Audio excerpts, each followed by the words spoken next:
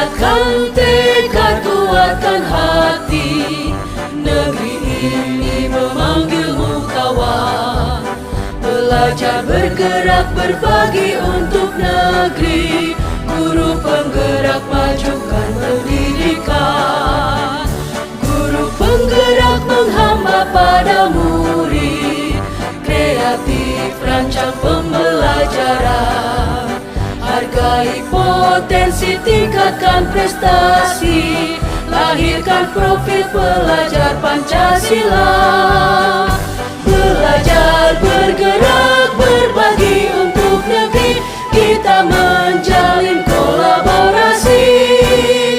Belajar, bergerak, berbagi untuk negeri. Demi bakti pada Ibu Pertiwi. Assalamualaikum warahmatullahi wabarakatuh. Waalaikumsalam warahmatullahi wabarakatuh. Perkenalkan, nama saya Agung Budistayu. Saya juga angkatan 4 Telugu. Perkenalkan kemarin ini teman sejawat Pak Bambang Widiatmoko. Pak Bambang, perkenalkan ini PP saya. Monggo kemarin untuk perkenalkan diri. Assalamualaikum warahmatullahi wabarakatuh. Seperti yang disampaikan Pak Agung, Pak Bambang, saya Bung Harin sebagai pengajar praktek pendamping dari Pak Agung dalam pelaksanaan program guru penggerak. Di dalam pembelajaran, Pak Agung ada tugas untuk mempraktekkan proses coaching kepada rekan sejawat. Sehingga hari ini saya harus mengamati praktek yang dilakukan Pak Agung dalam mengcoaching penjenengan. Saya persilahkan, monggo dilaksanakan Pak Agung. Assalamualaikum Pak Budi. Waalaikumsalam. Oh iya Pak, tadi kita sudah membuat janji untuk mengobrol. Iya Pak, Bapak tidak sedang sibuk kan? Oh, kebetulan tidak sibuk Pak, bisa Pak? Iya Pak, saya butuh teman curhat untuk membicarakan masalah yang sedang saya hadapi. Terima kasih Pak sudah bersedia meluangkan waktunya. Iya, jadi apa nih yang bisa saya bantu Pak? Dan apa yang ingin Bapak capai dari ngobrol kita siang ini? Saya hanya ingin dapat solusi dari masalah saya Pak. Terus, kira-kira ada lagi Pak? Saya ini masih bingung bagaimana saya mengatasi masalah yang sedang saya hadapi di sekolah saya Pak. Coba sekarang Bapak ceritakan ke saya apa yang Bapak rasakan saat ini. Gini Pak, akhir-akhir ini saya merasa malas untuk ke sekolah dibandingkan dulu.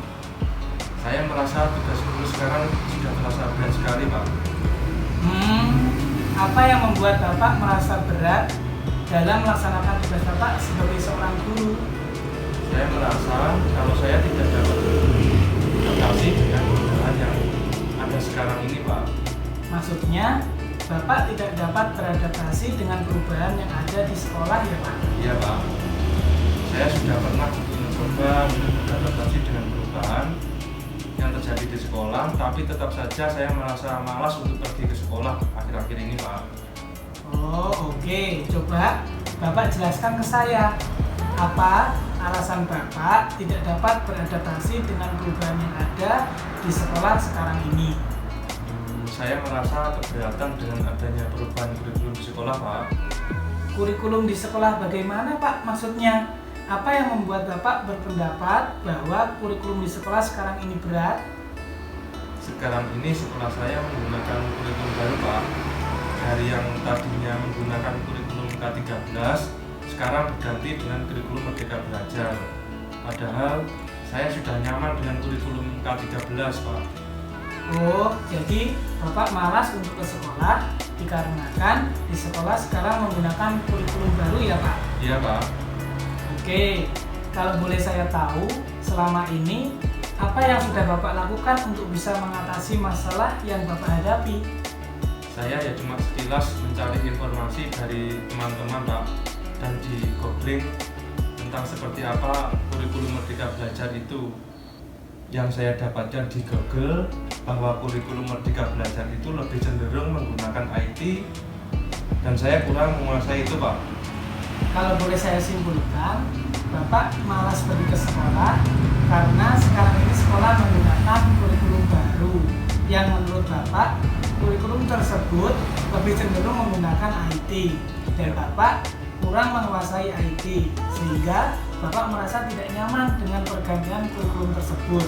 Benar begitu, Pak? Iya, memang begitu Pak. Sepertinya begitu. Soalnya saya merasa kurang menguasai IT Pak. Oke, berarti Bapak sudah tahu ya Pak, apa penyebab Bapak malas datang ke sekolah akhir-akhir ini. Terus ada lagi tidak yang Bapak pikirkan yang menjadi penyebab Bapak malas untuk pergi ke sekolah akhir-akhir ini Pak? Sepertinya tidak ada Pak. Saya sih sebenarnya sangat bersemangat untuk pergi ke sekolah dan saya sangat suka sekali mengajar. Nah, kira-kira untuk beberapa hari ke depan, untuk mengatasi masalah tersebut, apa yang akan Bapak lakukan? Nah, ini Pak, banyak rencana yang ada di pikiran saya, tapi saya masih bingung Pak. Dari beberapa hal yang sudah Bapak jelaskan tadi, hal mana yang menurut Bapak jadi prioritas pertama Pak? Ya Pak, pertama saya akan belajar bersama dengan teman-teman di sekolah mengenai seperti apa implementasi kurikulum Merdeka Belajar itu. Kedua, saya akan berdiskusi dengan ibu kepala sekolah tentang masalah yang sedang saya hadapi agar mendapatkan solusi bagaimana saya bisa lebih menguasai IT Pak. Itu adalah langkah-langkah yang baik untuk Bapak. Kira-kira ada hal lain yang akan Bapak lakukan selain Bapak berkomunikasi dengan teman-teman yang ada di sekolah dan berdiskusi dengan ibu kepala sekolah Pak? Saya sih mungkin nanti juga mencoba untuk mencari informasi tentang lembaga khusus komputer Pak. Nah, ini saya sangat tertarik di bagian yang Bapak katakan mencari informasi tentang lembaga khusus komputer. Coba Pak, bisa dijelaskan lebih jauh lagi Pak? Iya Pak, kemarin sudah ada di pikiran saya untuk mencari informasi tentang lembaga khusus komputer di sekitar rumah saya Pak. Mungkin saya akan mencoba untuk berusaha dengan mengikuti kursus komputer di sekitar rumah saya Pak.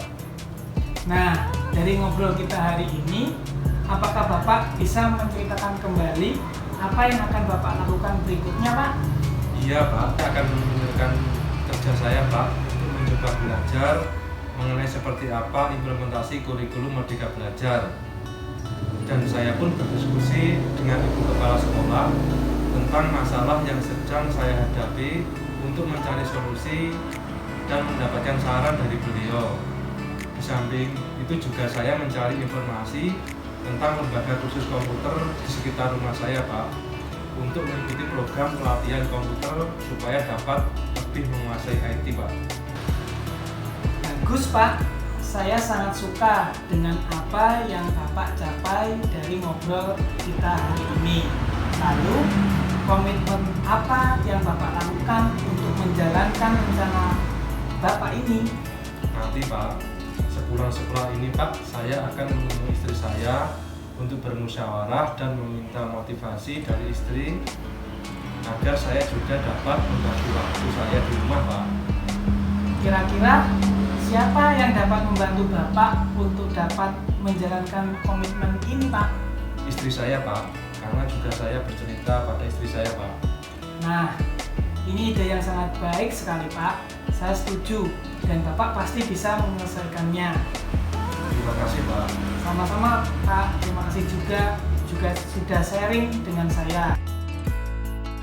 Secara keseluruhan, praktek coaching kita kali ini berjalan dengan baik, sudah sesuai dengan alurnya, yaitu Tirta, berjalan sesuai apa yang kita kehendaki. Catatan saya dari mengamati proses praktek hari ini adalah tujuan coaching disampaikan oleh Pak Agung, pertanyaan dan umpan balik mengarah pada identifikasi potensi coaching, rencana aksi coaching untuk mendapatkan solusi juga digali, serta memberikan pertanyaan-pertanyaan dan umpan balik mengenai komitmen coaching dalam menjalankan rencana aksinya. Namun, ada catatan saya sebagai kekurangan yang harus diperbaiki Pak Agung. Ketika menyimpulkan kembali pada setiap tahapnya, tidak ada keterlibatan coach membuat kesimpulan tanpa meminta persetujuan dari coach. Sebaiknya dalam membuat kesimpulan dari setiap tahap, minimal coach dilibatkan, dimintai persetujuan. Tidak harus dengan kalimat, namun dengan bahasa tubuh juga bisa, dengan ekspresi Pak Agung dalam meminta persetujuan dari coach. Untuk masukan kepada Pak Agung sebagai coach, mengacu pada latar belakang, pada tujuan dan tolok ukur dari rencana coaching yang Pak Agung buat, sebaiknya Pak Agung lebih berlatih lebih sering lagi, karena tidak bisa dipungkiri rekan-rekan Pak Agung di sekolah dengan usia yang sebagian sudah lanjut sangat membutuhkan proses ini Pak Agung.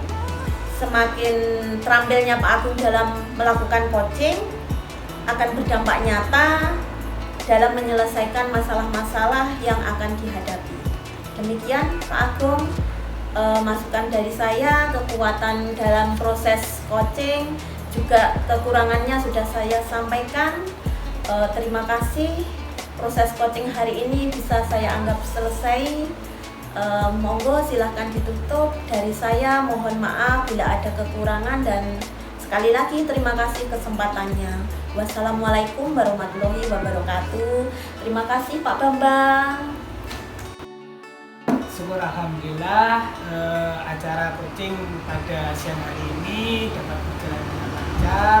Terima kasih pada Pak Bambang selaku teman sejawat dan juga sekaligus sebagai coach. Terima kasih Bu Harin selaku sebagai PP dan juga pengamat. Sebelumnya saya mohon maaf apabila proses coaching tadi ada banyak kekurangan. Kemudian terima kasih khususnya pada Pak Bambang selaku teman sejawat atas bantuannya. Semoga kegiatan kita pada hari ini dapat bermanfaat bagi diri kita khususnya dan bermanfaat bagi lingkungan sekitar pada umumnya. Terima kasih Bu Harin, Pak Bambang. Sebelum saya tutup, izinkan saya menyampaikan dengan kata-kata bermakna bahwa dengan berkolaborasi kita dapat menggali potensi pada diri kita. Saya tutup. Assalamualaikum warahmatullahi wabarakatuh. Waalaikumsalam warahmatullahi wabarakatuh. Setelah praktek coaching kita laksanakan selesai, marilah kita refleksi bagaimana pelaksanaan coaching hari ini, bagaimana dampaknya. Yang pertama untuk Pak Agung sebagai coach, menurut Pak Agung apa saja hal baik dari praktek coaching yang sudah dilakukan hari ini. Kemudian yang kedua, menurut Pak Agung apa hal yang perlu ditingkatkan dari praktek coachingnya. Yang ketiga, bagaimana perasaan Pak Agung setelah melakukan praktek coaching pada hari ini kepada Pak Bambang.